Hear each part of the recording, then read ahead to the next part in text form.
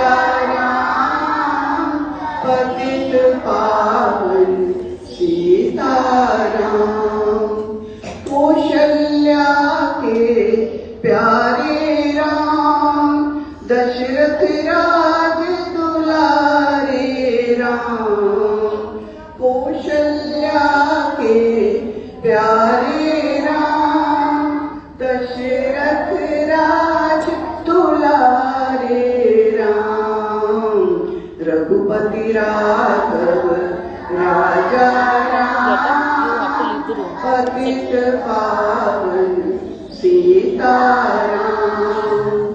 जग में सुंदर है दो नाम, कृष्ण कहो या सीताराम। जग में सुंदर है दो नाम, कृष्ण कहो सीताराम। रघुपति राघव राजा राम, पतित पावन सीताराम। रघुपति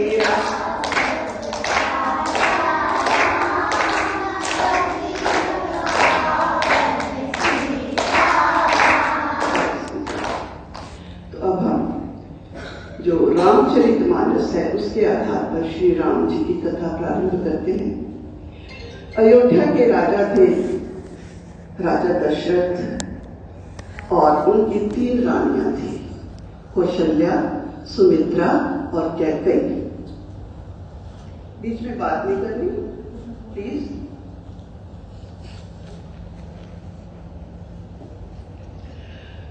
तो कौशल्या के पुत्र का नाम था राम, श्री राम, और कैकेयी के पुत्र का नाम था भरत। 4 पुत्र हुए उनके, और सुमित्रा के 2 पुत्र हुए, लक्ष्मण और शत्रुघ्न। राम जी तो कौशल्या जी के पुत्र थे, ठीक है। चारों भाई आंगन में खेलते, क्योंकि वो राजा के पुत्र थे, बहुत बड़ा महल था। तो ऐसे में तुलसीदास जी ने क्या लिखा? ठुमक चलत रामचंद्र, ठुमक चलत रामचंद्र, बाजत पैजनिया, ठुमक चलत रामचंद्र। इतना खुश होते थे सब देख कर, पशु पक्षी भी उन्हें देख देख कर प्रसन्न होते थे। वो इतने अधिक सुंदर थे। जब थोड़े से बड़े हुए, जैसे आप स्कूल जाते हो, तो उस समय में गुरु शिक्षा दिया करते थे। तो गुरु विशिष्ट जो उनके कुल गुरु थे, कुल गुरु का मतलब कि वो महल में ही रहते थे और सभी को वहीं पर शिक्षा दिया करते थे। तो गुरु वशिष्ठ ने उनको शिक्षा प्रदान करनी शुरू की। तो उस समय ये भी था कि केवल पुस्तकें पढ़ा दो, क्या वेद थे और उपनिषद थे हमारे, उन सब का अध्ययन, तीर चलाना, तीर बनाना, पाक कला, विभिन्न कलाओं में उनको निपुण कर देते थे, यानी कि जो भी डिफरेंट फील्ड्स थी उसमें वो परफेक्ट हो जाते थे। तो जब चारों भाई, कौन कौन से, राम, लक्ष्मण, भरत और शत्रुघ्न, तो क्या हुआ कि उस समय बहुत से साधु संत जंगलों में ही रहते थे और वहीं पर तपस्या करते थे, क्योंकि उनका लक्ष्य केवल यही था कि हम उस प्रभु को पाएं, उस प्रभु के साथ हमारा आत्मसात हो जाए, योग हो जाए, उस प्रभु को पाकर हम जीवन में तर जाएंगे। तो वहां पर थे विश्वामित्र और अन्य साधु। तो विश्वामित्र जी ने क्या देखा, या अन्य साधुओं को राक्षस लोग आकर तंग करते थे। कभी उनके यज्ञ में हवन कुंड होता है ना, उसमें पानी डाल देते, कभी उनको आकर ठिका दे देते, कभी कुछ, तो उनकी जो तपस्या में भंग डालते थे, मतलब डिस्टर्ब करते थे उनको। तो ऐसे में विश्वामित्र जी आए, उन्होंने कहा, राजा दशरथ से प्रार्थना की कि तुम अपने चारों बच्चों को हमारे साथ भेजो, क्योंकि अब इनको सब कुछ आ गया करना, तीर चलाना आ गया, युद्ध में लड़ना आ गया, तीर बनाने भी आ गए, तो आप वो राक्षसों का नाश करेंगे। तो चारों भाइयों को विश्वामित्र जी अपने साथ जंगल में ले गए। वहां पर उन्होंने समस्त राक्षसों का, जितने भी थे, उनका नाश कर दिया, उनको मार दिया। वहां पर पास ही था मिथिला नगरी, वहां के राजा थे जनक। राजा जनक कौन थे, सीता जी के पिताजी। तो उन्होंने क्या प्रण किया हुआ था, उनके पास एक बड़ा भारी धनुष था, उसका नाम था शिव धनुष।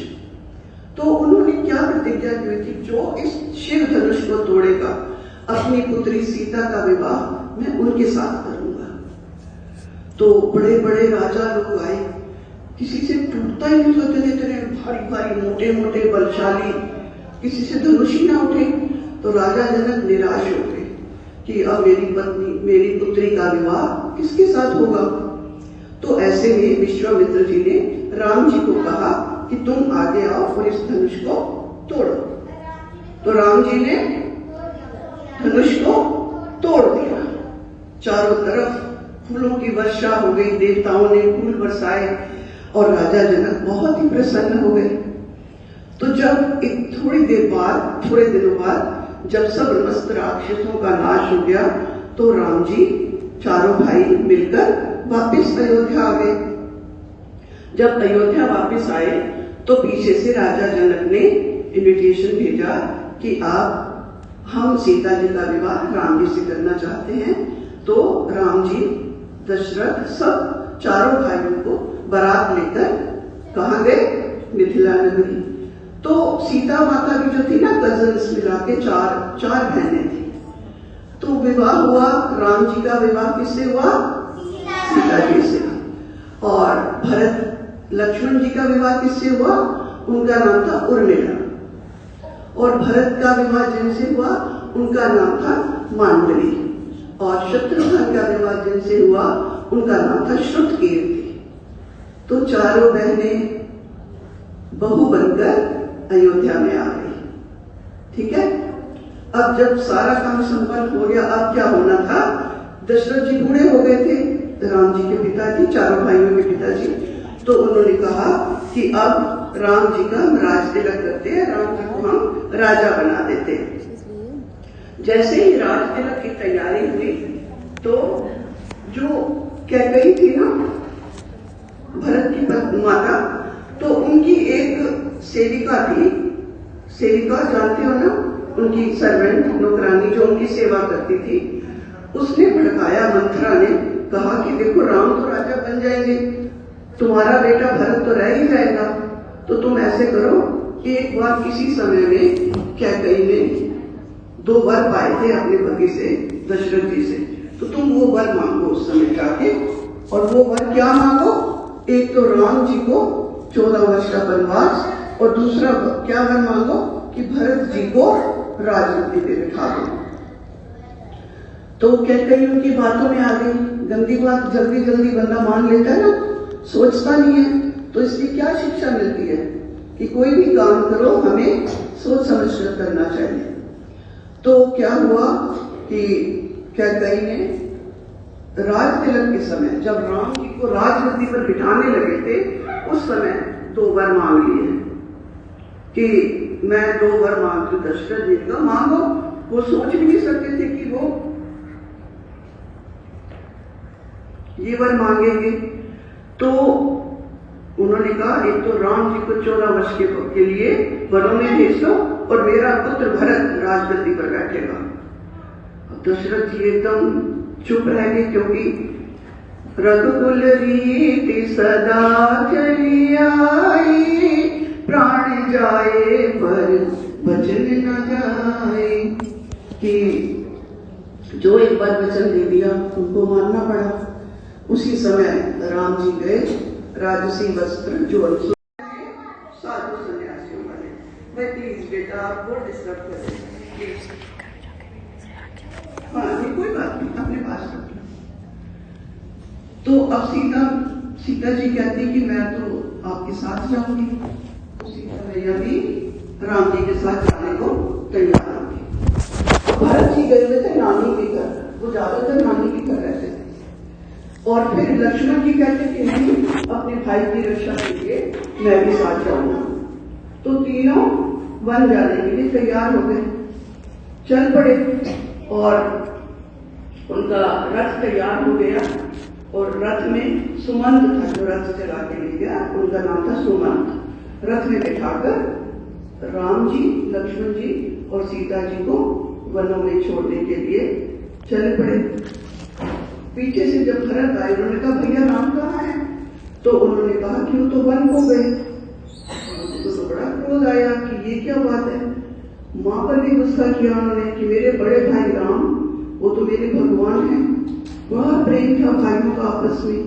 तो वो उनको वापस लेने गए, लेकिन और जैसे ही वो राम जी गए, पीछे से दशरथ जी का देहांत हो गया, उनकी डेथ हो गई। क्यों हो गई? वो भी राम के बिना नहीं रह पा रहे थे। तो भरत जी राम जी को वापस लेने गए, तो राम जी नहीं आए। इसके पीछे लक्ष्य क्या था कि जो भी वनों में राक्षस जाति हैं उन सब का नाश करना, ये लक्ष्य था। इसलिए भगवान ने ऐसी बुद्धि डाली। पीछे से कैकेयी भी बचता रही थी, उसने भी कहा कि राम जी वापस आए, लेकिन वो नहीं आए। लेकिन भरत जी को देखो, वो राजा नहीं बने। वो जाके राम जी से उनके पांव की खड़ाम, पहले जमाने में खड़ाम डाला करते थे लकड़ी की चप्पल, वो वापस ले आए और राम जी की राजगद्दी पर रखकर राज्य चलाया। और वो उधर जब जा रहे थे, सुमंत उनको छोड़ आया वन के रास्ते तक, तो बीच में नदी पड़ती थी। नदी को पार कराने के लिए केवट था, वो नाव में बिठाए नहीं। उसको पता चल गया था ये राम जी हैं, ये तो सबका भला करने वाले हैं। तो राम जी जब तक मैं इनके पांव नहीं धोऊंगा, कहते हैं अपने पांव धुलाओ तब बिठाऊंगा। राम जी ने कहा नहीं, तुम मेरे पांव क्यों धोओगे? तो वो कहता है मेरी लकड़ी की नाव तेरे, जादू भरे पांव तेरे, जादू भरे पांव, कैसे बैठाऊं तोहे नाव में? क्यों बिठाऊं? तुम अगर बैठोगे इसमें तो कहीं ये लोहे की हो गई या चांदी की हो गई, तो हम क्या करेंगे? मेरी तो डूब जाएगी, मैं तो पांव धोऊंगा। अंदर से इसलिए कह रहा था क्योंकि उनके पांव धो के आशीर्वाद लेना चाहता था। चलो उन्होंने बिठा लिया और जंगल में चले गए। पंचवटी में राम, लक्ष्मण और सीता जी आराम से रहने लग गए। वहीं पर आस पास से कंदमूल तोड़ते खाते और आस पास जो भी राक्षस होते उनका नाश करते। वहां क्या हुआ? रावण की बहन थी शूर्पणखा, वो आगे उसने देखा, सुना था कि 2 राजकुमार जंगल में आए, बड़े कोमल सुंदर सुंदर से हैं, तो मैं उनसे अपना विवाह करूंगी। पर वो राक्षसी थी, राक्षस तो देखने में सुंदर नहीं होते। उसने रूप बदल लिया और आ गई, मेरे से विवाह करो।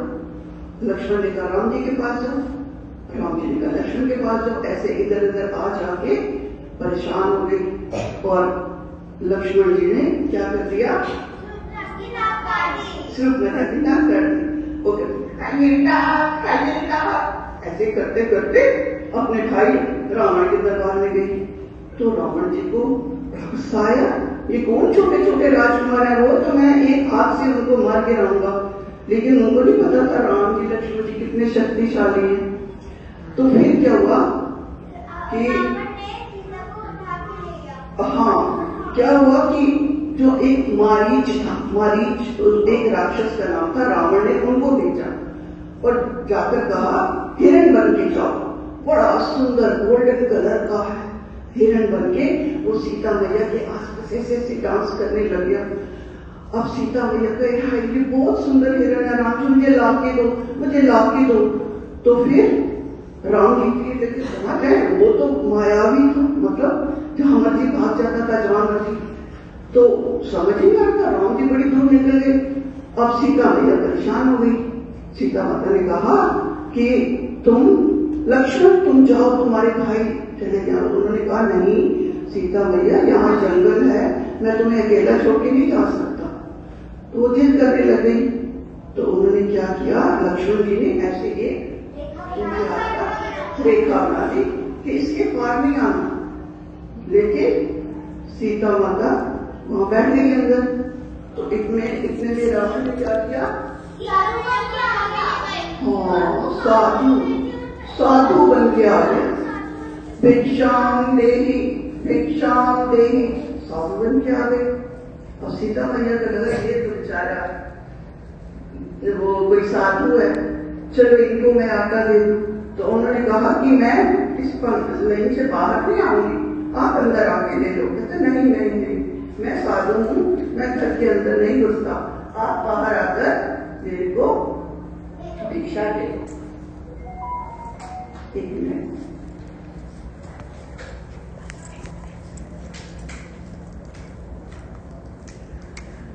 तो क्या हुआ, भिक्षा देने जैसे ही सीता मैया बाहर आई, रावण अपने वास्तविक रूप में, असली रूप में आ गया। उनके पास पुष्पक विमान था। उस समय ऐसे हवाई जहाज नहीं होते थे, ऐसे उड़न खटोला बोलते थे उसको। उसमें हाँ हवा में उड़ता है लाइक एरोप्लेन की तरह। सीता को लिया, उसमें बिठाया और उड़ के उड़ा के कहाँ ले गए, अपने नगर। कहाँ पर, लंका में। देखते हो ना भारत और लंका के बीच में गैप है ना, थोड़ा सा समुद्र है ना, श्रीलंका के। और वहां पर जाकर उनको बिठा दिया, एक कुटिया बनाई, उसके अंदर अशोक वाटिका उसका नाम था, उसके अंदर केव में, ठीक है, एक केव में बिठा दिया था, उसका नाम था अशोक वाटिका। तो फिर क्या हुआ, अब राम जी ढूंढ रहे हैं कि जब वापस आए राम और लक्ष्मण, वहां सीता है ही नहीं, घबरा गए बेचारे। तो तुलसीदास जी वहां क्या लिखते हैं, हे खग मृग मधुकर खेनी, तुम देखी सीता मृगनैनी। कि पक्षियों से पूछ रहे हैं, वृक्षों से, और तो कोई था ही नहीं वहां, ये तीन ही तो थे। तीन में से सीता तो चली गई, राम और लक्ष्मण दोनों ढूंढ रहे हैं। बेचारे किससे पूछे कि सीता तो देखा है। तो वो पशुओं को, पक्षियों को, वृक्षों को, लताओं को पूछ रहे क्या तुमने सीता को देखा है। कौन बोलता, पशु पक्षी तो बोल नहीं सकते। तो उसके में जटायु मिला, उसने देखा सीता को।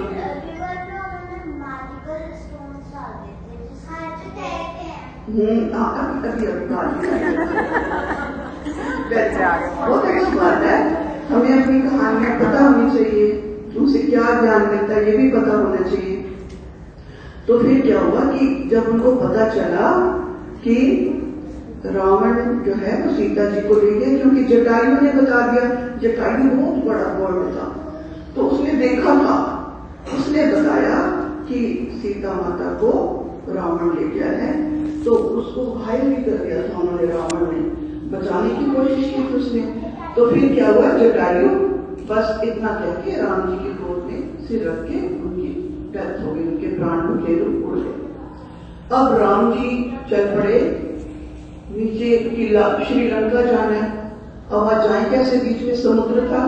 तो फिर अव्य बता रही है कि उन्होंने वहां पर फोन लिया, मेडिकल, हाँ जी, हाँ, हनुमान जी मिल गए। हनुमान जी भी बहुत ही शक्तिशाली थे। तो वो और उनकी सेना, वो सब मिलकर किसकी सहायता की, दो इंजीनियर थे उस समय, उनका नाम था नल और नील। ये दोनों जैसे आजकल इंजीनियर होते हैं, सिविल इंजीनियर जो मकान बनाते हैं, तो वो जानते थे कौन से स्टोन ऐसे हैं, मैजिकल स्टोन्स, कि जिनको हम पानी में रखेंगे, किस तरीके से रखेंगे कि एक पुल बन जाएगी। पुल बन गई। अब उस पर से राम और लक्ष्मण और हनुमान जी और उनकी पूरी सेना, बड़े शक्तिशाली थे, सब श्रीलंका पहुंच गए। और वहां जाकर हनुमान जी हालचाल पूछने के, देख के आता हूँ, क्योंकि सोच सकते थे कि सीता माता कहाँ है। तो अशोक वाटिका जाते हैं और वहां जाकर फल फूल तोड़ते हैं। तो वो साथ में रिंग लेकर गए थे राम जी की। तो सीता मैया ने देखा कि आप कौन हो, उनको लगा ये भी कोई मेरा दुश्मन आया है। तो लिखा नहीं, उन्होंने रिंग नीचे फेंकी। तो उन्होंने राम जी की मूर्ति पहचान ली और अपने पास बिठाया, बात की। इतने में रावण के जो भी बाकी सैनिक थे, उनको पता चल गया हनुमान जी यहाँ आए हुए हैं। उन्होंने कहा कि इसको बंधक बना लो, लेकिन जो दूत होता है, दूत जो कि संदेशा लेकर आता है किसी दूसरे देश का, उसको कभी भी मार नहीं सकते, न जेल में डाल सकते। तो उन्होंने क्या किया कि उनकी पूंछ में आग लगा, पूंछ में कपड़ा बांध के आग लगा दी। रावण लग, हनुमान जी ने सोचा ये तो मेरा काम आसान हो गया। उन्होंने उसी पूंछ से उनकी लंका को जला दिया। फिर युद्ध चलता रहा कई दिन तक। और हालांकि रावण को उनके भाई थे विभीषण, वो बहुत ही अच्छे थे, कुंभकर्ण थे, मेघनाथ, कुंभकर्ण और मेघनाथ उनके पुत्र थे, विभीषण उनके भाई थे। तो विभीषण ने मना भी किया कि आप क्यों सीता मैया को लाए हो, इनको लौटा दो, ये देवता लोग हैं, ये पूजनीय है, इनकी पूजा करनी चाहिए, इनकी आराधना करनी चाहिए, ये हमारे देश के, हमारे मानव जाति के लिए आदर्श हैं, यानी कि इनके बताए मार्ग पर हमें चलना चाहिए। लेकिन रावण नहीं माना। ये नहीं कि रावण शक्तिशाली, रावण केवल शक्तिशाली था, रावण बहुत ज्ञानी था। हमारे 4 वेद है ना, ऋग्वेद, यजुर्वेद, सामवेद, अथर्ववेद, चारों वेद उन्हें याद थे। उसमें 10,000 से भी ज्यादा मंत्र हैं, तो सब उनको याद थे। बहुत ही ज्ञानी, लेकिन केवल ज्ञान होने से कुछ नहीं होता। अगर हम ज्ञान करें, सदा सच बोलना चाहिए, सदा सच बोलना चाहिए, लेकिन जब तक हम सदा सच बोलेंगे नहीं, तो उस चीज का फायदा नहीं होगा ना, पढ़ने का फायदा नहीं होगा ना, जब तक हम उसको अपने जीवन में नहीं अपनाएंगे। तो रावण था तो बहुत ज्ञानी, लेकिन जीवन में नहीं अपनाया हुआ था। यहाँ तक कि उसकी पत्नी थी मंदोदरी, उन्होंने भी कहा कि आप सीता मैया को लौटा दो, वो नहीं माना और अशोक वाटिका में सीता मैया को रखे रखा। अब क्या हुआ, युद्ध होते होते होता रहा और मेघनाथ के एक तीर से लक्ष्मण जी मूर्छित हो गए। मूर्छित हो गए मतलब डेथ नहीं हुई, क्या हो गया, बेहोश हो गए। मूर्छित मतलब बेहोश हो गए।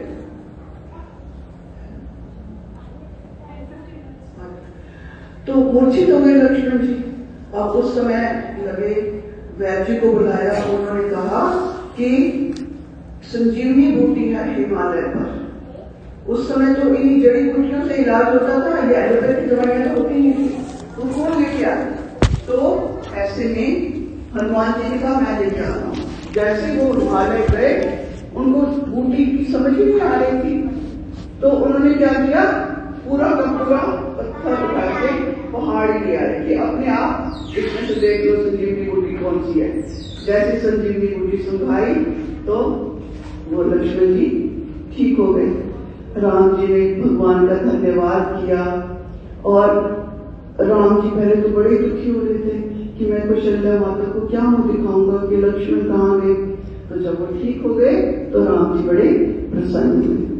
अब युद्ध चलता रहा चलता रहा चलता रहा। रावण को कितना ही तीर मारे, कुंभकर्ण भी मर गया। जैसे फिर मेघनाथ की डेथ हुई, फिर कुंभकर्ण भी मारा गया। तो अब रह गया रावण। तो रावण की डेथ ही नहीं होती थी, उनको हजारों तीर मार दिए। अब विभीषण है ना, विभीषण जो राम जी के पास आ गए थे कौन वो? रावण के भाई थे।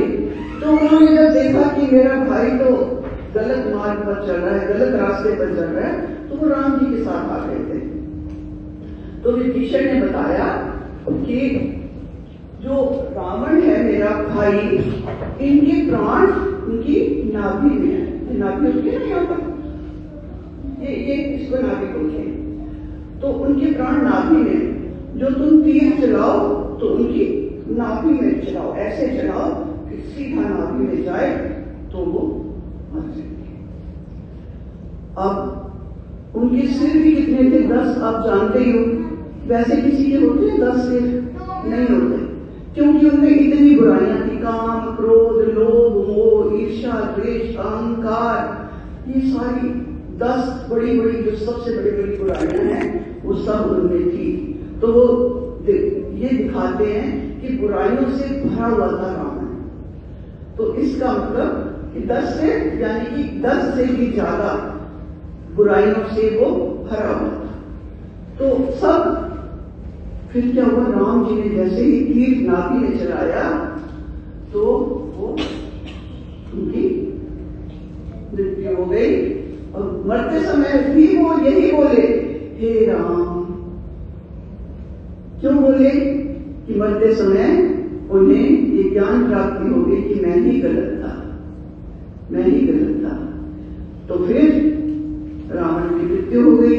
सीता मैया को राम जी और लक्ष्मण जी अपने साथ लेकर अयोध्या वापस आए। तब तक 14 वर्ष भी पूरे हो चुके थे। और जब राम जी, लक्ष्मण जी, सीता जी वापस आए अयोध्या, तो अयोध्या वासियों ने घी के दिए जलाकर उनका स्वागत किया। हम तो जैसे दिवाली पर मोमबत्तियां जलाते थे, ये वही दिन है जिस दिन राम जी वापस आए। हाँ जी बेटा, हाँ, देखो क्या, राम जी फिर से राजा बन गए। कहानी खत्म।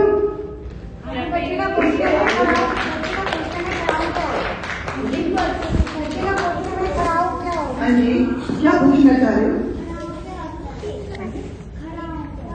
खड़ाम जो होती है ना, हमारी चप्पल होती है ना, तो उस समय लकड़ी की चप्पल होती थी। कभी देखिए हरिद्वार कभी जाओगे ना या वृंदावन, तब देखिए आगे जहाँ लकड़ी का सामान मिलता है ना, उनके पास होती है लकड़ी का पूरा पैर का साइज होता है और उसके ऊपर एक मैट लगी होती है, बस उसको पहन के चलते हैं।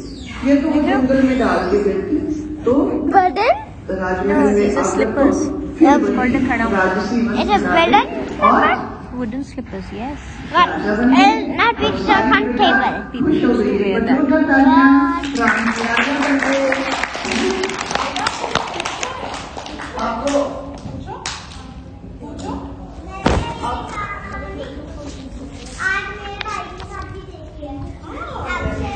बहुत अच्छी बात है। हमें अपने जीवन में जो भी महापुरुष हैं, राम जी हैं, कृष्ण जी हैं, दुर्गा माता है, और जो भी महापुरुष हुए हैं, सुभाष चंद्र बोस, भगत सिंह, सरदार पटेल, इन सब की कहानियां सुननी चाहिए।